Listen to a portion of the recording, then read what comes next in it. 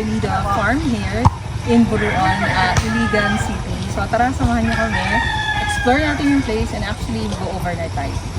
Let's go!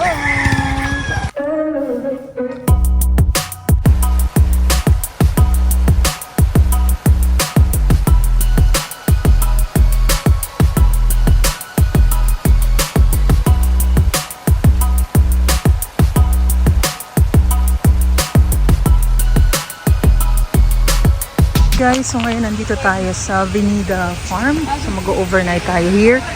And ito yung magiging room natin for tonight. Wow! And this room include this view. Hi guys, welcome to Venida Farm. So right now, I'll be giving you a quick room tour. So this is the Ridge Cottage. So dito tayo magstay for tonight. So once you enter, makikita nyo agad itong aming bed. Actually, this room is good for 2 to 4 person. So the rate that we have here is 3,500, good for 2. Meron na siyang kasamang breakfast.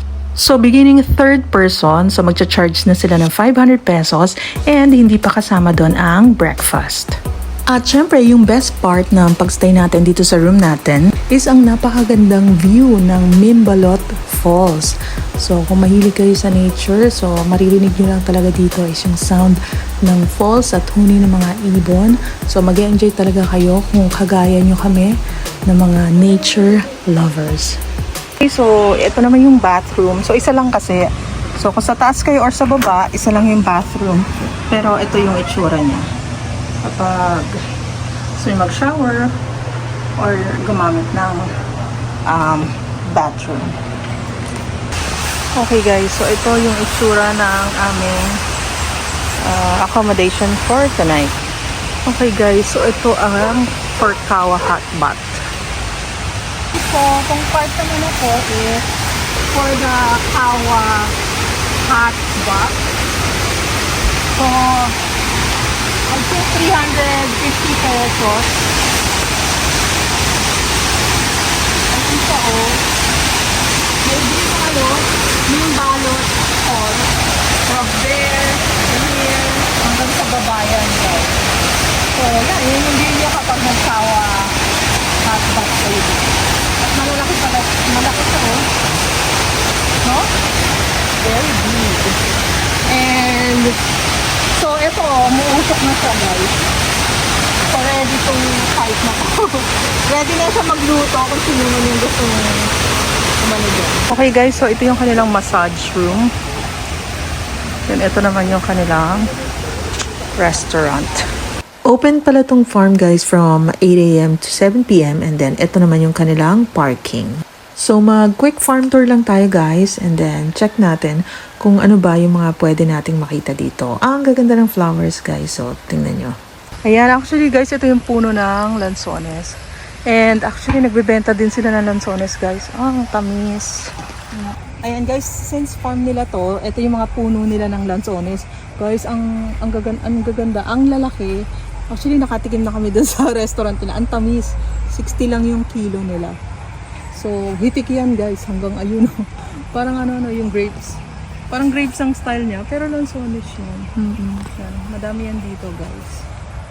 Ito naman guys, ang puno ng rambutan. So, ito hitik na hitik rin to sa bunga.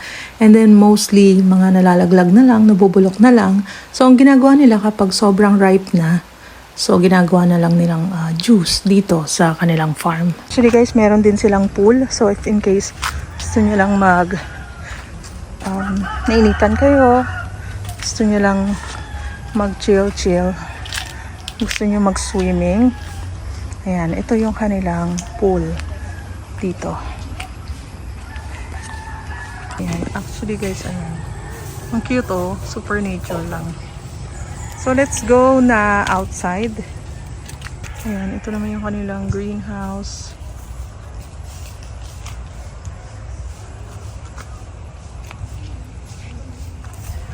Okay guys, so ito naman yung kanilang miracle fruit. Sobrang laki niya guys. Para kasi laki na ng face natin. Actually, iba nalalaglag na lang. Sobrang dami kasi, guys.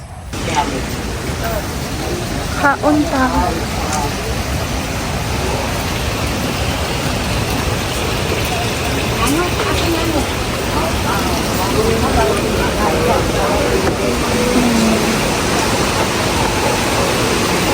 Tayo sa falls. Hey guys, so mag-dinner na tayo dahil hanggang 6 lang yung last order. Okay guys, so ito yung best seller nila, yung cranberry juice. Try muna natin kasi sobra yung busog namin, so magla-light lang kami for dinner. Guys, dinner time! Ay, ganda din ito Ayan, very very light lang ang dinner natin. Hi guys! So, it's dinner time. Pero, busog na kami. So, ito na lang yung in-order namin. Yung, ano ba to? French fries at saka calamari. Nindot ni siya for mga sakit-sakit ni mo. So, muna mo ang gi-order. So, pag mani mo Vinida Farm, order mo ni na cranberry juice, na ay lemon juice, o Lemon. lemongrass pala, lemongrass. At marami pang iba. So, go na guys! Shibuga na! Ito naman guys, yung kanilang pasalubong area, Marjorie's House of Goodies. So marami silang binibenta dito. So nakita ko meron sila dito mga pinakurat na suka. May nakita din ako na limonada na concentrate. Meron ding turmeric. And marami pang iba. Meron din nga pala sila ditong fruits guys. So if in case gusto niya rin bumili. Lagman ato. Lagman tayo naman wala maatuog ko ano. Wala natuog ka ng Nakadagdag. Ito yung itsura niya sa gabi, guys. Ayan, pasok na tayo kasi kaka-dinner lang namin. And actually, we bought a lanzones, guys. Ang dami niya for just 60 pesos. Open na ba kayo? Per kilo. Good morning guys! So it's now 6 a.m. And we are here sa Vinida Farm. Ito yung kubo namin. Ayan. And puyat na naman tayo guys. And happy birthday to me! Good morning guys! Happy Sunday! So kaliligo lang namin and we're going to take our breakfast na. And it's my birthday today. So later we're going to the city. Again, we're here right now in Iligan City. So naka-check-in kami ngayon dito sa Vinida Farm. So yeah, farm life tayo today. Okay guys, so mag-breakfast na tayo. And actually, parang kami lang yung tao dito sa restaurant. So, solo natin yung place. Good morning guys! So ngayon nandito tayo sa Lumbia Cafe and Diner. Mag-breakfast tayo kasi kasama yung sa package natin, sa overnight stay natin. And eto pala yung kanilang mga menu. So, those, ano sila, all natural food menu. May barkadahan meals. May mga probiotic chicken. Ayan, may noodles, pasta. And syempre, meron silang mga juices galing dito sa kanilang farm. Yan ang ating view for today's video.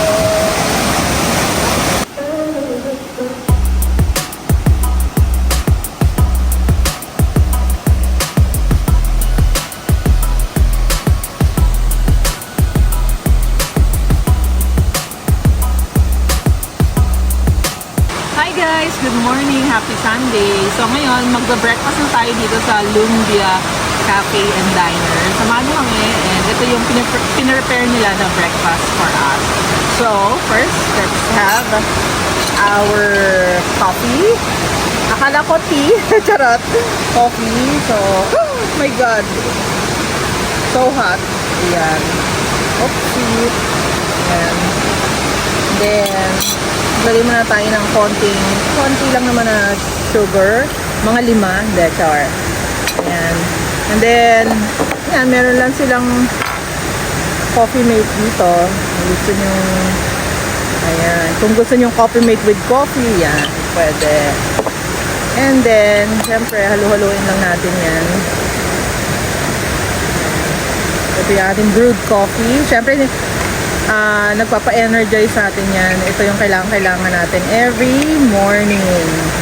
So, ito yung piniprepare nila. Meron tayo ditong tortang talong, corned beef, meron din tayo ditong brown rice, and of course, meron tayo ditong fruits and veggies galing sa farm nila. So, this is banana and dragon fruit. So, yan, mga lettuce, and look at this, mulberry. And then yan, mga pipino, carrots. Guys, let's eat! Kaon pa! May buntag guys, so naami diri karon para kumain ng breakfast. Actually, libre rin siya sa among together with our room, which is free fad. So, not bad guys, kasi tingnan nyo naman, super colorful yung breakfast with the view.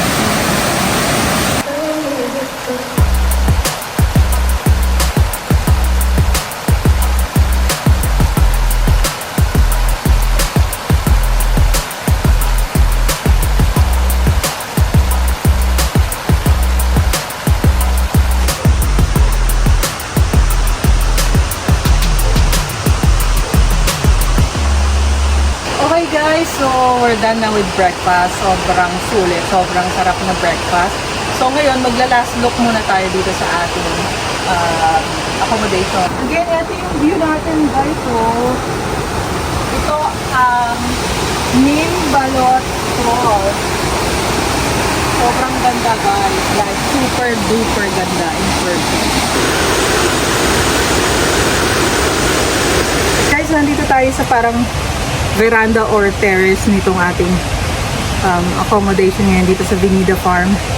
And wala kayong maririnig dito kundi huni ng ibon, lagaslas ng waterfalls doon. Kasi background natin dito yung Nimbalot Falls. And sobrang tahimik lang dito. Sobrang relaxing lang. Pero alis na rin tayo later kasi marami pa tayong mga pupuntahan or gagawin kasi last day ko na sa Iligan. Tomorrow morning, babalik na ako ng Manila. So, we should make the most out of it. Yeah. Okay guys, sa likod naman ng ating accommodation, meron din ditong mga pwedeng mag-camping. Ayan. Tapos pwede kayong bonfire. Yes. And then you can sit here. You wanna eat. Tambay. And then ang view niya, ayan. Nimbalot Falls. So ito naman yung accommodation sa side na to. Tapos doon naman kami sa kabila, doon sa taas. So that's it for now guys. Thank you so much for watching. And I'll see you all again on my next travel vlog. Bye!